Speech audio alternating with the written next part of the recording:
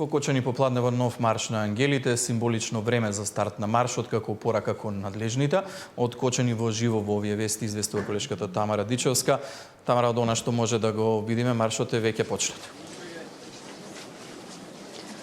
Да, и денеска во Кочани семејствата на загинатите во дискотеката Пулс, како и нивни блиски, излегоа на протест, барајки правда за трагичната смрт, како што може да се види и зад мене. Ова е мирниот марш кој што го одат речиси секоја сабота во тука низ Кочани. Денеска тој започна во 16 часот и 5 минути, символика како задоцната реакција на институциите за правдата и целиот случај кој што се води за дискотеката Пулс. Протестот, мирниот марш, започна од паркот во Кочани.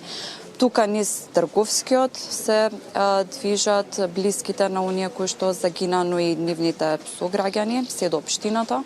Од општината ќе продолжи до судот, а предвидено е да заврши пред полицијата тука во Кочани.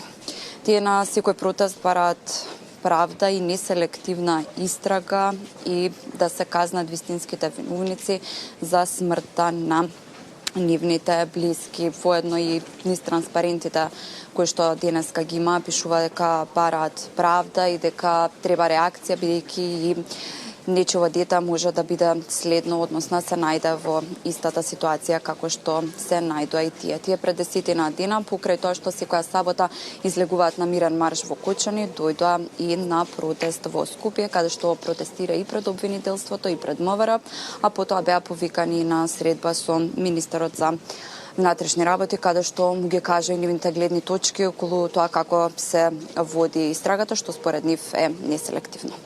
Селективна, се извинувам. Гледаме дека во моментов е во тек маршот, очекуваме да ги слушнеме пораките од роднините и жителите на Кочани во Централниот дневник во 19 часот. Сакам да те прашам, имаше информација, најава дека ќе има средба на роднините на жртвите во пожарот во дискотеката Пулс со премиерот Мицковски. Што се случува со оваа најавена средба? Да, тие беа поканети од страна на премиерот на средба во понеделник во 15 часот во владата, но тие не ја прифатија поканата да се сретнат со премиерот Мицковски во владата, како што напиша во писмото кое што го испратија до медиумите.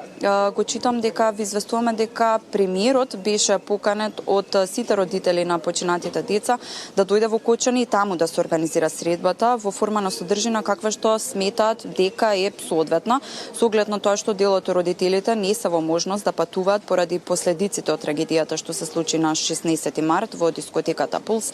Сметаме дека предлогот за средба во Кочани е разумен и оправдан. Воедно сакаме да истакнеме каставоите во ова соопштение ги изразуваат мнозинството од родителите, но да не претендираме да говориме во име на секој поединечно. Ова стоеше во дел од писмото, каде што беше испратено дека не ја прифаќаат поканата за средба со премиерот Мицковски во владата во Скопје, туку го викна да дојде тука и да се сретне со нив во било која форма и со формат каков што би одбрале тие. Ние Иван остануваме тука, сме во Кочани, како што може да забележат и гледачите. Мирниот марш продолжи тука од Трговскиот кон општината, ние ќе проследиме и целиот и секако пораките ќе ги пренесеме и во дневникот во 19 часот. Тамара Дичевска во живо од Кочани, ти благодарам за овие информации. Те очекуваме со многу повеќе во Централниот дневник.